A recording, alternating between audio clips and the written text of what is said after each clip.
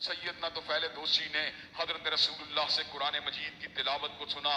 حضرت طفیل دوسی نے کہا میں نے قرآن مجید کے اندر دو باتوں کو محسوس کیا اور میں چیلنج سے یہ بات کہتا ہوں دنیا کے اندر کسی کلام میں یہ دونوں باتیں بیک وقت جمع نہیں ہو سکتی. کہا پہلی بات میں نے یہ محسوس کی کہ اس کو سننے کے بعد میرے دل کو خوشی حاصل ہوئی, اور دوسری بات میں نے محسوس کی اس کو سننے کے بعد میرے دل کو طاقت کا احساس ہوا. حضرات گرامی قدر, ارواح کو خوشی ملتی ہے, قلوب کو طاقت ملتی ہے قرآن مجید کی تلاوت کو پڑھنے کے ساتھ, قرآن مجید کی تلاوت کو کرنے کے ساتھ, قرآن مجید کی تلاوت کو سننے کے ساتھ. حضرات گرامی قدر یہ ٹونک ہے جو ارواح کو مضبوط کرتا ہے.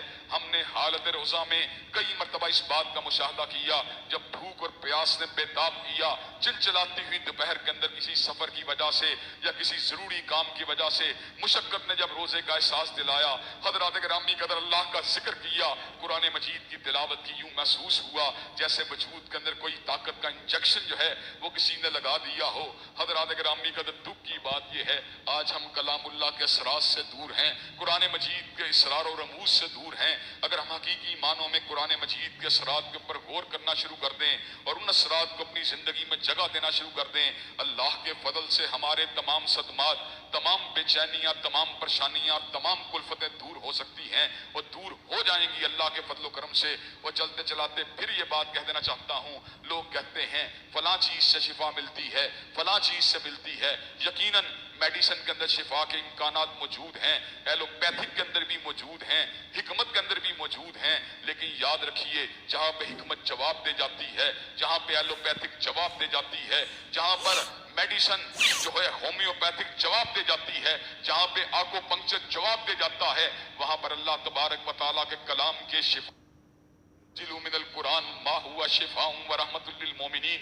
قرآن کائنات کی وہ منفرد دستاویز ہے جو کہنے کو تو قانون کی کتاب ہے, جو کہنے کو تو ہدایت کی کتاب ہے, لیکن یہ زندہ ہدایت کی دستاویز اور زندہ قانون کی دستاویز اپنے اندر شفا یابی کے اور اپنے اندر اتنے بڑے انرجی پیکٹس کو رکھے ہوئے ہے کہ اللہ کی قسم ہے جب آپ اس کو کسی بڑی سے بڑی موذی مرض کے اندر پڑھیں اللہ تبارک و تعالیٰ آپ کو شفا عطا فرما دیتا ہے.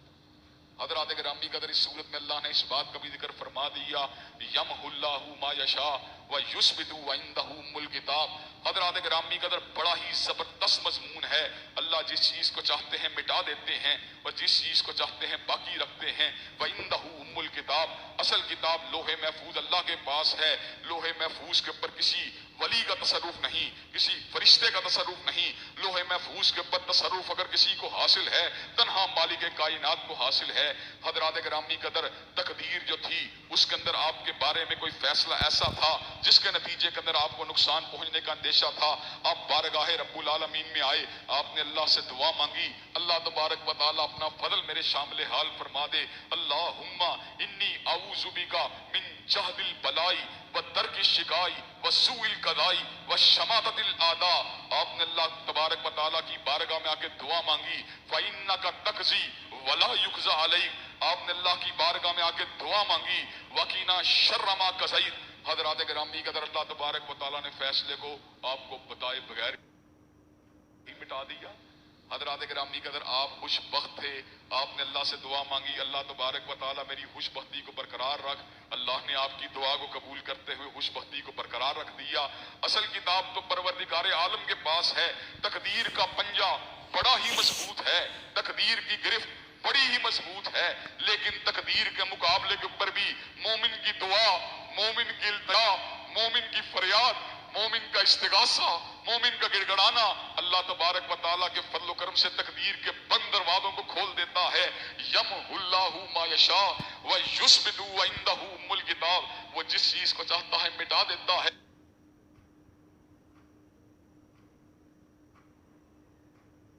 وہ جس چیز کو چاہتا ہے باقی رکھتا ہے. اصل کتاب اس کے پاس ہے. چنانچہ رجوع کس کے ساتھ ہونا چاہیے؟ اللہ کم الحاکمین سے ہونا چاہیے. فریاد کس کے پاس دائر ہونی چاہیے؟ اللہ کم الحاکمین کے پاس دائر ہونی چاہیے. دعائیں التجائیں کس کے سامنے کرنی چاہیے؟ اللہ کم الحاکمین کے سامنے کرنی چاہیے. حضرات گرامی قدر اس کے آگے سورہ ابراہیم ہے, اور سورہ ابراہیم میں بھی اللہ تبارک و تعالیٰ نے بڑے بڑے معرکۃ الآراء قسم کے مضامین کو بیان کیا, جن میں سے پہلا ہی مضمون یہ ہے لئن شکرتم لازیدنکم ولئن کفرتم کی تو اللہ کی پکڑ انتہائی شدید ہے۔ حضرات گرامی قدر شکر کے مدارج تین ہیں اور کفران نعمت کا بھی مدارج تین ہیں۔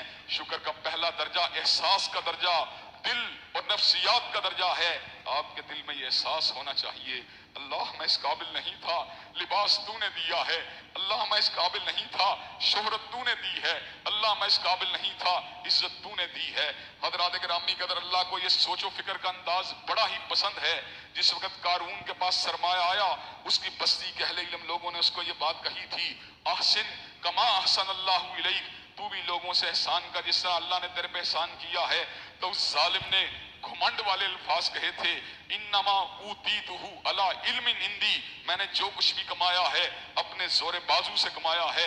اللہ کو اس کی کفران نعمت والی یہ شریر ادا اتنی ناپسند آئی، اللہ نے کیا کیا، فخسفنا بہ وبدارہ الارض، اللہ نے اس کو اس کے خزانے اور مکان کے سمیت زمین کے اندر دھنسا دیا۔ حضرات گرامی قدر لیکن جس کا دل شکر گزار ہوتا ہے، اللہ اس کے دل کو دیکھ رہا ہوتا ہے، اس لیے کہ انہ علیم بذات الصدور، وہ دلوں کی دھڑکنوں کو بھی سننے والا اور دلوں کی کیفیت کو بھی دیکھنے والا ہے۔ انہ لا ينظر الى صورکم ولا الى اموالکم ولکن ينظر الى قلوبکم واعمالکم، وہ تمہارے چہروں کو نہیں دیکھتا، وہ تمہارے اموال کو نہیں دیکھتا، بلکہ وہ تمہارے دلوں کو دیکھتا ہے، تمہارے اعمال کو دیکھتا ہے۔ شکر کا دوسرا درجہ زبان سے شکر ادا کرنا۔ حضرات گرامی قدر آپ ذرا غور کیجئے، بیوی آپ کی ہے، کپڑے آپ لے کے آئے ہیں، پوشاک آپ نے بنائی ہے، کھانا آپ نے دیا ہے، پانی آپ نے پلایا ہے، لیکن وجود آپ نے نہیں بنایا۔ حضرات گرامی قدر صحت آپ نے نہیں دی، آنکھیں آپ نے نہیں دی، کان آپ نے نہیں دیے۔ بیوی آپ کے پاس آئے، کوئی ضروری شکایت کرے آپ سن لیں گے، دوسرے دن آئیں پھر شکایت کرے آپ کے دل کے اوپر گرانی آئے گی، تیسرے دن پھر شکایت کرے آپ کا دل بوجھل ہو جائے گا، چوتھے دن پھر شکایت کرے آپ کا دل بجھ جائے گا، پانچویں دن پھر شکایت کرے بیوی آپ کے دل سے اتر جائے گی۔ جہاں آپ بیٹھے ہوں گے آپ کے دل میں بیوی کے بارے میں کراہت ہوگی۔ حضرات گرامی قدر جس پروردگار عالم نے پکڑنے والے ہاتھ دیے ہیں، چلنے والے قدم دیے ہیں، سوچنے والا دماغ دیا ہے، دیکھنے والی آنکھیں دی ہیں، دھڑکتا ہوا دل دیا ہے، اگر آپ اس کی ناشکریاں کریں گے، اگر آپ کفران نعمت کے الفاظ اپنی زبان سے نکالیں گے، کیا پروردگار عالم کو آپ کے اوپر غصہ نہیں آئے گا؟ حضرات گرامی قدر چنانچہ مومن کی شان یہ ہے، وہ ہر موقع پہ الحمدللہ کہتا ہے، الحمدللہ کے الفاظ اپنی زبان سے نکالتا ہے، اس لیے کہ اگر اس کے پاس کچھ بھی موجود نہ ہو تو اس کے پاس اتنی داخلی نعمتیں ہیں جن کا شکر ادا کرنے کے لیے وہ ساری زندگی بھی شکر ادا کرتا رہے۔ وہ اللہ کی نعمتوں کا شکر رحمت اللہ علیہ، ایک مرتبہ ایسا بھی غربت کا وقت آیا، جوتوں سے محروم ہوئے، حضرت شیخ سعدی نے اپنے علم و فضل پہ غور کیا، اپنے مقام اور منصب پہ غور کیا، دل کے اندر ایک شکوے کی کیفیت پیدا ہوئی، اتنا عالم و فاضل ہونے کے باوجود، اتنا متین ہونے کے باوجود آج ننگے پیر ہوں، دل کے اندر یہ شکوہ آنے کی دیر تھی۔ سامنے سے ایک آدمی کو آتے دیکھا جس کے قدم کٹے ہوئے تھے، حضرت شیخ سعدی رحمت اللہ علیہ اس بات کو سمجھ گئے کہ اللہ تبارک و تعالیٰ نے فوراً سے پہلے مجھے رہنمائی کر دی ہے کہ شیخ سعدی تم کہاں پہ جا رہے ہو، جو نعمت تیرے پاس موجود ہے وہ دنیا کے اندر کئی لاکھ لوگ جو ہیں اس نعمت سے محروم ہیں۔ وَإِن تَعُدُّوا نِعْمَتَ اللَّهِ، یہ مضمون بھی سورہ ابراہیم کا مضمون ہے، وَإِن تَعُدُّوا نِعْمَتَ اللَّهِ لَا تُحْصُوهَا، اگر تم اللہ تبارک و تعالیٰ کی نعمتوں کا شمار کرنا چاہو شمار نہیں کر سکتے۔ فقط گردوں پہ غور کرو، اتنے چھوٹے چھوٹے گردے جو ہیں وہ تمہارے اندر وجود میں کس طرح تمہارے ناپاک پانی کو صاف کر کے پیشاب کی شکل میں خراج کر رہے ہیں۔ اگر تمہارے گردے خراب ہو جائیں تو ڈیالسس کی کتنی کتنی بڑی مشینیں ہیں جو تمہارے وجود سے اسی پروسیجر کو مکمل کر کے اس زہر کو باہر ڈالتی ہیں۔ حضرات گرامی قدر اگر آپ کا پھیپھڑا صاف و شفاف ہے، اس کے اندر آکسیجن کو کشید کرنے کی صلاحیت ہے، کاربن ڈائی آکسائڈ کو باہر نکالنے کی صلاحیت ہے۔ حضرات گرامی قدر کبھی آپ نے اللہ کی اس نعمت کے اوپر غور نہیں کیا؟ اگر جسم کے اندر ریشہ پھنس جائے، بلغم پھنس جائے، ایسے عالم کے اندر آپ کو نیبولائزر کے ذریعے، آپ کو آکسیجن کی سپلائی کے ذریعے جب پھیپھڑوں کے اندر مصنوعی طریقے سے تنفس کا اجرا کرنا پڑتا ہے، آپ کو یہ بات سمجھ میں آ جاتی ہے کہ میں نے اللہ تبارک و تعالیٰ کی کتنی بڑی نعمت کی ناشکری کی ہے۔ آپ کا دل اللہ نے کیسا عجیب بم بنایا ہے، دنیا کا کوئی بم اس کی طاقت و قوت کا مقابلہ نہیں کر سکتا۔ ٹیوب ویل کو چلانے والے اور دیگر معاملات کو چلانے والے بم کتنے بھی طاقتور کیوں نہ ہو، ایک وقت آتا ہے جب ان کے اوپر سے لوڈ کو اتارنا پڑتا ہے اور اس کے بعد ریسٹ کرنے کے بعد دوبارہ پمپ کو چلایا جاتا ہے۔ یہ پمپ کیسا ہے؟ جس نے ولادت کے دن سے لے کر موت کے دن تک لمحہ بھر کے لیے بھی سانس نہیں لیا، لمحہ بھر کے لیے بھی منجمد نہیں ہوا، لمحہ بھر کے لیے بھی نہیں ٹھہرا، یہ دھڑکتا رہا، یہ چلتا رہا۔ یہ ایک لمحے کے لیے جب اس کی بیٹ مس ہوتی ہے، انسان کا وجود یوں محسوس کرتا ہے جیسے اس کے اندر سے پوری جان کو کشید کر لیا گیا ہے۔ وَإِن تَعُدُّوا نِعْمَتَ اللَّهِ لَا تُحْصُوهَا، یقیناً ہم مالک کائنات کی نعمتوں کا تصور بھی نہیں کر سکتے۔ زبان سے الحمدللہ جاری و ساری رہنا چاہیے۔ اور حضرات گرامی قدر شکر کا تیسرا درجہ یہ ہے، انسان اپنے عمل سے اپنے آپ کو شکر گزار بندہ ثابت کرے۔ ہاتھ اگر اس نے دیے ہیں تو اس کو یتیم کا مال ہڑپ نہیں کرنا چاہیے، پھر اس کو غلط پروگرام اور غلط قسم کے کاروبار میں ملوث نہیں ہونا چاہیے۔ آنکھیں جب اس نے دی ہیں تو ان کو پھر پورنوگرافی نہیں کرنی چاہیے، پھر کو غیر محرم کے چہرے کو نہیں دیکھنا چاہیے۔ کان جب اس نے دیے ہیں کان جب اس نے دیے ہیں تو ان کانوں کے اندر پھر فحش آوازیں نہیں جانی چاہیے، اس کے اندر مغنیہ کے رقص و سرود کی آوازیں نہیں جانی چاہیے۔ حضرات گرامی قدر جب مقام شکر کے آپ نے تیسرے درجے کو بھی طے کر لیا، پھر آسمانوں سے آواز آئی لَإِن شَكَرْتُمْ لَأَزِيدَنَّكُمْ، اور شکر تم نعمتوں کا عطا کرو میں تمہاری ادا کروں، میں تمہاری نعمتوں کو بڑھا دوں گا۔ وَلَئِن كَفَرْتُمْ إِنَّ عَذَابِي لَشَدِيدٌ، اگر تم نے میری نعمتوں کی ناشکری کی پھر میری پکڑ انتہائی شدید ہے۔ اللہ تبارک و تعالیٰ اس حقیقت کو ایک اور انداز میں یوں بیان فرماتے ہیں، ما یفعل اللہ بعذابکم ان شکرتم وآمنتم وکان اللہ شاکرا علیما۔ اللہ کو کیا ضرورت ہے تمہیں عذاب دینے کی اگر تم شکریہ ادا کرنے والے ہو، اگر تم ایمان کے راستے کے اوپر ہو۔